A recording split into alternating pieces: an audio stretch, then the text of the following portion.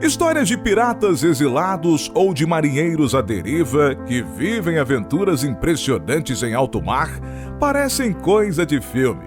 Mas, na vida real, sabemos que sobreviver a uma situação dessa é praticamente impossível. Bem, não para José Salvador Alvarenga, que ficou 438 dias à deriva no meio do Oceano Pacífico. Eu sou Donato de Paula, narrador do Mistérios do Mundo, e hoje vamos conhecer essa história.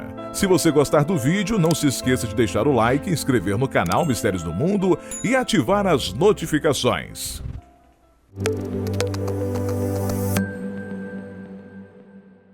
Tudo começou em 17 de novembro de 2012, quando Alvarenga, com então 35 anos, e seu colega pescador Ezequiel Córdoba, um jovem de apenas 22 anos, decidiram partir para uma pequena expedição que duraria umas 30 horas. Eles eram conhecidos como caçadores de tubarões por toda a Costa Azul, um vilarejo em Chiapas, no México. Alvarenga sabia que uma tempestade estava a caminho, mas a ignorou. Como já estava familiarizado com o clima, pensou que não haveria maiores problemas e decidiu seguir em frente mesmo assim. Os dois então partiram em um pequeno barco pesqueiro. Tudo parecia dentro do planejado até que a tempestade chegou e começou a agitar o mar tão intensamente que os pescadores não tiveram outra escolha senão voltar. Os ventos estavam muito fortes e as condições pioravam a cada segundo. Não deu outra. Alvarenga ficou sem controle da embarcação. Para tentar se recuperar, eles jogaram parte do equipamento na água, inclusive um refrigerador com 500 quilos de peixes. Quando finalmente conseguiram avistar o horizonte, aconteceu o pior. O motor do barco parou de funcionar. E os ventos eram tão fortes que os levaram para muito longe dali, deixando a embarcação à deriva. Por 7 dias a chuva que ia e vinha inundava constantemente o barco. Eles tinham que trabalhar muito para retirar toda a água com um balde. Quando as chuvas finalmente passaram, Alvarenga havia percebido que eles já estavam distantes do México. Tudo o que eles conseguiam era ver aviões voando muito alto, mas não tinham sinalizadores ou algo do tipo para chamar a atenção. O pequeno barco era apenas um pequeno ponto na vastidão do Oceano Pacífico. Os dias se passavam lentamente e a dupla perdia a noção de tempo e não tinham ideia de onde estavam. Você provavelmente deve estar se perguntando como será que eles conseguiram comer e beber no meio do nada. Alvarenga disse que o maior problema não foi a fome em si, mas sim a sede, já que a água do mar é imprópria para o consumo. Como você sabe, ela é salgada e rica em cloreto de sódio, o mesmo sal que você tem na sua cozinha. E essa concentração é absurdamente maior que a de sais presentes em nós.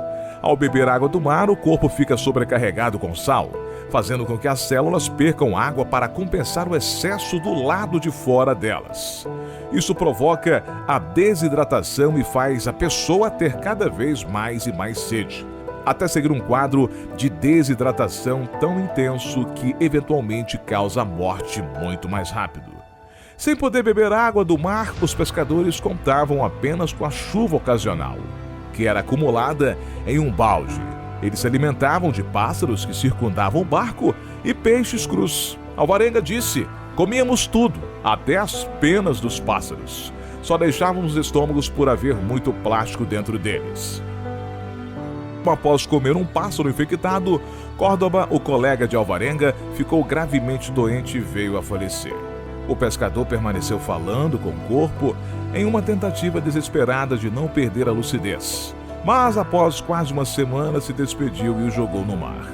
Após 438 dias flutuando em águas intermináveis, ele viu montanhas e, ao sentir que estava perto o suficiente, Alvarenga mergulhou e nadou em direção ao que mais tarde descobriria ser uma das Ilhas Marshall, a 13 mil quilômetros de onde o barco partiu. Quando senti a areia, fiquei tão feliz que desmaiei e não me importava se morresse ele mesmo. Estava muito aliviado. Era 29 de janeiro de 2014. Os moradores locais lhe deram água e foi então levado ao hospital.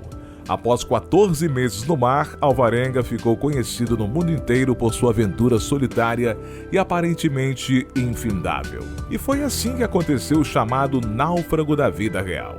Hoje Alvarenga exibe um barbeado perfeito que nada lembra a imensa barba e o cabelo espesso que outrora tinha durante a Odisseia.